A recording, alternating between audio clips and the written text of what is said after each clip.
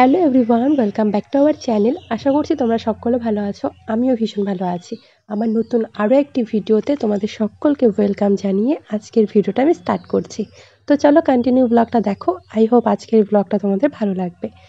তো রান্নাঘরে এসে কালকে রাতের অনেক বাসনপত্র ছিল, দেখতেই পাচ্ছ কত বাসন, সব মেজে নিচ্ছি। আর আজকে যেহেতু নিরামিষ খাওয়া দাওয়া হবে, তাই জন্য কিন্তু হাঁড়ি কড়াই সবই মাজতে হবে। আর ওভেনটাও কিন্তু ভালোভাবে একদম ডিপ ক্লিন করতে হবে। দেখতেই পাচ্ছ গ্যাসের পাশে কিন্তু না হলে হাঁড়ি কড়াইটা বসানোই থাকে। আর আজকে হচ্ছে আমার শাশুড়ি মায়ের একাদশীর পারণ আছে, তো ওই কারণেই হচ্ছে সব কিছু ধুয়ে দিয়েছি। নিরামিষভাবেই রান্নাবান্না হবে, একাদশীর পারণের দিন করে হচ্ছে নিরামিষ রান্নাবান্নাই হয়। তো এদিকে আমি হচ্ছে এখন ওভেনটা ভালোভাবে পরিষ্কার করে নিচ্ছি।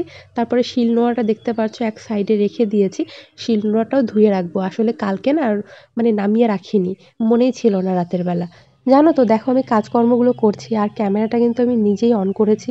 তবুও কাজ করার সময় ক্যামেরার দিকে আমি একবারও ভুলেও দেখি না, মনে হয় অন্য কেউ ক্যামেরাটা অন করে দিয়ে গেছে। জানি না কেন এরকম করি, আমি নিজেই বুঝতে পারি না আর কি। তো তারপর এদিকে ওভেনটা আমার ক্লিন করে ফেলার পর আমি চলে এসেছি এদিকে শিলনোড়াটা ধুয়ে নিতে।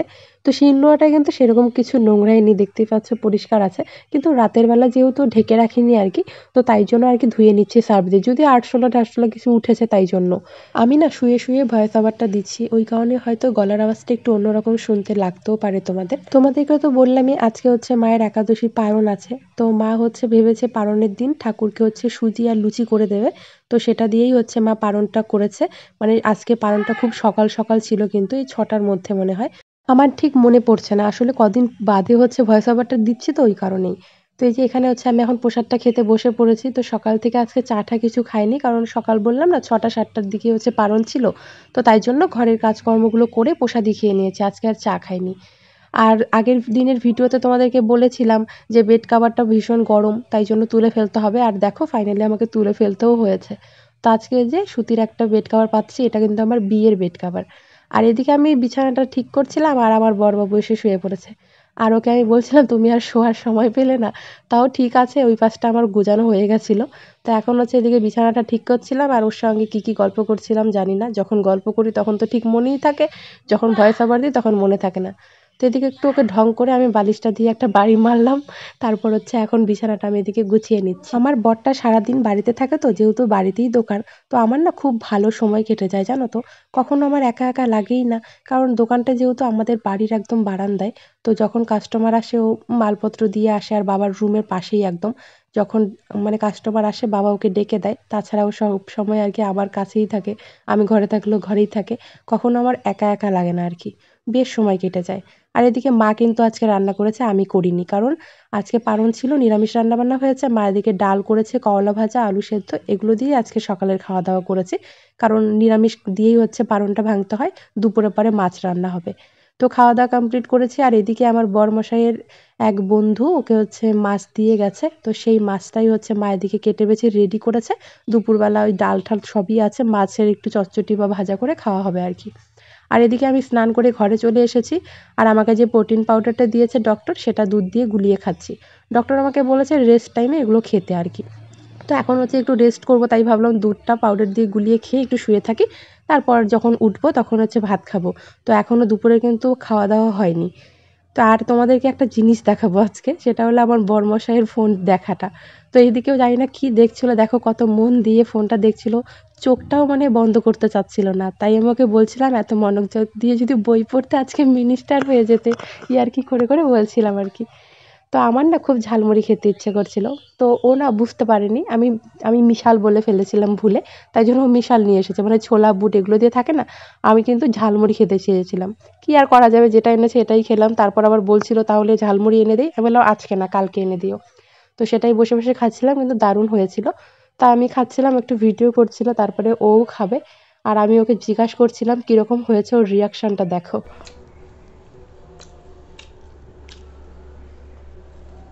কেমন মনে হয় আমি বানাইছি, এই জন্য বললাম কেমন। তো এই যে তার পরের দিন আবার তোমাদের সঙ্গে সকালবেলা উঠে দেখা হচ্ছে। তো ঘর ঝাড় দিতে দিতে আজকের দিনটা আবারও শুরু করলাম, কারণ সেদিনের ব্লগটা অনেকটাই ছোট হয়ে গেছিলো, একদিনই কমপ্লিট করতে পারিনি। তো তাই জন্য ভাবলাম দুদিনের ব্লগ একসঙ্গে। তো এই যে ঘুম থেকে উঠেই ঘর ঝাড় দিতে লেগে পড়েছি বললামই। তো প্রত্যেকটা রুমই এক এক করে ঝাড় দিয়ে নেবো। ফার্স্টে আমার ঘরটা ঝাড় দিয়ে নিলাম, তারপর হচ্ছে বাবার ঘরে যাব, বাবার ঘরটা ঝাড় দিয়ে আবার অন্য যে আরও দুটো রুম আছে সেগুলোও ঝাড় দিয়ে ফেলবো। ঘর ঝাড় দিয়ে তারপরে চলে যাব রান্নাঘরের কাজকর্মে।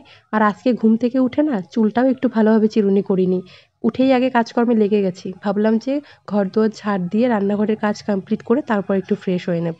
আর আমি তো রান্নাঘরের কাজকর্ম করেই বেশিরভাগ ফ্রেশ হই।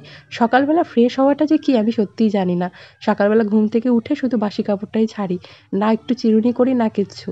ব্রাশ করে আসি, ওভেন টোভেন ক্লিন করার পর এটাই হচ্ছে আমার ফ্রেশ হওয়া। অনেক মেয়েরাই আছে না যে ঘুম থেকে উঠে মুখ ঠুক ভালোভাবে ফ্রেশ ওয়াশ দিয়ে ধুয়ে এসে তারপরে ক্রিম মেখে একদম ফ্রেশ হয়ে তারপর কাজকর্মে লাগে।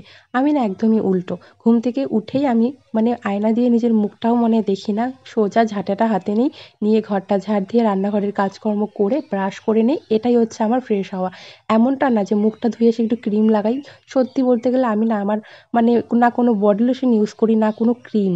শুধু আমি একটা ক্রিমই ইউজ করি, সেটা হলো পন্ডস হোয়াইট বিউটি, আর হচ্ছে একটা পন্ডস তেলতেলি ক্রিম, যেটা আমি শীতকালে ইউজ করি, সেটা আমি গরমকালেও মাঝে মাঝে লাগাই।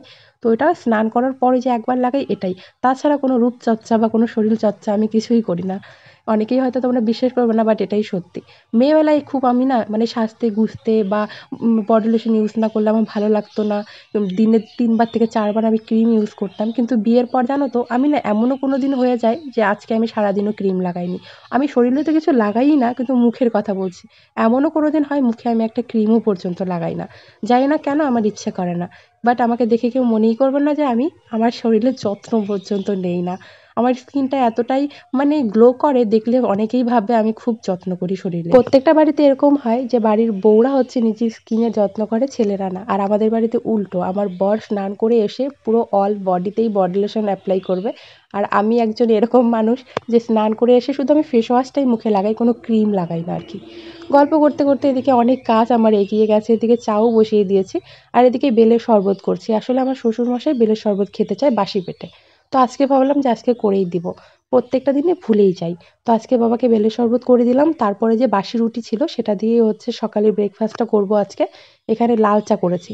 তোমরা সবাই জানো প্রেগনেন্সিতে দুধ চা খেতে হয় না। তো এইজন্য আমি হচ্ছে খাচ্ছি না। আমাকে ডক্টর কিন্তু খেতে না বলেনি। আমি নিজে থেকেই খাচ্ছি না। কারণ দুধ চায়ে না চাপাতিটা অনেকটা বেশি থাকে, এই কারণেই। তো এখন ওই যে চা খাওয়া দাওয়া কমপ্লিট হয়ে যাওয়ার পর চায়ের বাসনপত্রগুলো মাজতে চলে এসেছি। আর আমার অনেক বন্ধুরাই আছে যারা আমার ডেইলি লাইফস্টাইলগুলো দেখতে ভীষণ ভালোবাসে। আমি যদি একদিন ব্লগ ভিডিও না দিই, তারা হয়তো আমার ভিডিওগুলো খুব মিস করে। সেটা ভেবেই আমি রোজই ভিডিও দেওয়ার চেষ্টা করি এখন। হাজার অসুবিধা থাকা সত্ত্বেও ভিডিও শেয়ার করি। জানো তো এখন আমার প্রেগনেন্সিতে এরকম একটা অবস্থা হয়েছে, খুব অলসতা লাগে ভিডিও করতে। আর এডিট করে আপলোড করাটা তো বিশাল বড় একটা আমার কাজ বলে মনে হয়। আগে আমি যখন তখন ভিডিও করে যখন তখন আপলোড করতে পারতাম, কিন্তু এখন জানো তো খুব অসহ্য লাগে। কিন্তু এই যে বন্ধুদের কথা ভেবে আমাকে রোজই ভিডিও আপলোড করতে হয়। কি করব আর বলো তো, মাঝে মাঝে তোমাদের কথা রাখতেই পারি না। তো এই যে তারপর আমি ঘরে চলে আসলাম, আজকে একটু শ্যাম্পু করে স্নান করব। তো তাই জন্য ভাবলাম চুলে একটু তেল লাগাই, কারণ চুলগুলো আমার কীরকম জানি একটু হয়ে গেছে। কারণ চুল এখন আমি কাটতেও পারবো না। আমার শাশুড়ি মা বলে প্রেগনেন্সিতে নাকি চুল কাটতে নেই। আমাদের আমার হচ্ছে শ্বশুরবাড়িতে এটাই নিয়ম। যতদিন আমার বেবি আমার কাছে না আসে আমি অতদিন কিন্তু চুল কাটতে পারবো না। তো এই কারণে চুলগুলো যেহেতু কাটতে পারবো না, চুলগুলোতে একটু যত্ন করতে হবে, তাই একটু তেল দিয়ে রাখলাম। কিছুক্ষণ পরে শ্যাম্পু যেহেতু করে ফেলবো, তো ৪-৫ ঘন্টায় তেলটা একটু আমার চুলে অ্যাবজর্ব হয়ে যাবে। চুলের গোড়ায় আমি সেরকমভাবে একটু তেল লাগাই না, চুলের আগাটাতেই লাগাই, কারণ আগাটা ফেটে ফেটে যায় তো। তারপর চুলটাকে উঁচু করে বাঁধলাম, কারণ না হলে ঘাড় গলা এগুলো দিয়ে একদম চিল চিপচিপে হয়ে যায়। তারপর আমি চলে এসেছি ঘরে রান্না করব বলে। তো তার আগে আলুর চিপস বানাতে হবে। কারণ বাবা হচ্ছে এই যে বাড়িতে বানানো আলুর চিপসের যে পাঁপড়গুলো হয় সেগুলো ডাল দিয়ে বা যে কোনো সবজি দিয়ে খেতে ভালোবাসে। তো তাই জন্য এখানে হলুদ লবণ দিয়ে গরম জলের সঙ্গে একটু সেদ্ধ করে নেব। তাহলে বেশ ভালো হবে, আলুর কষটা চলে যাবে। তো এই চিপসগুলো শোকানো হবে আজকে। এদিকে আমি ভাতের জলটা বসিয়ে দিয়েছি। আর এই আলুর চিপস বানাতে গিয়ে না আজকে রান্না করতে গিয়ে আমার অনেকটাই লেট হয়ে গেছে। আর এদিকে দেখো এগুলোকে রোদেও দেওয়া হয়ে গেছে আলুর চিপসগুলো। আর আজকে আমি এদিকে ডিমের তরকারি রান্না করব একটু অন্যরকম পদ্ধতিতে। তো এখানে দেখতে পাচ্ছ কত বড় বড় করে পেঁয়াজ দিয়েছি। তো তেলের ওপর আমি জিরে দিয়ে বড় বড় করে পেঁয়াজ দিয়েছি, ওটাকে ভালোভাবে ভেজে নিয়েছি। তারপর আলুটা দিয়েছি। আর এই পেঁয়াজগুলো কিন্তু এরকম গোটা গোটাই থাকবে না। আমি যখন ভালোভাবে কষিয়ে নেব ২-৩ বার, তখন কিন্তু পেঁয়াজগুলো একদম ভালোভাবে পেস্ট হয়ে যাবে। তো এখানে আমি এখন লঙ্কাটাও একটু বেটে দিলাম। আমি বেটে বুটি রান্না করতে ভালোবাসি। তোমরা যারা আমার ব্লগগুলো দেখো তারা জানো কিন্তু।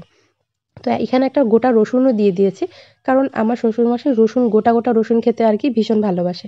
তো তাই জন্য একটা গোটা রসুন দিয়ে দিয়েছি। তো এখন হচ্ছে একটু পরিমাণ মতো জল দিয়ে কষিয়ে নেব ২-৩ বার। আর বললাম না আজকে ওই যে আলুর চিপস বানাতে গিয়ে একটু রান্না করতে দেরি হয়ে গেছে, তাই জন্য আমি এদিকে আগে তরকারিটাই বসিয়ে দিয়েছি। আর ডিমটা আমি সেদ্ধ করে নামিয়ে রেখেছি, তো ডিমটা না ভেজে রাখিনি, কারণ এদিকে রান্না না আরও দেরি হয়ে যাবে। আমি ভাবছিলাম এদিকে ঝোলটা দিয়ে তারপর এদিকে ডিমটাকে আমি অন্য কড়াইয়ে ভেজে নেব আর কি।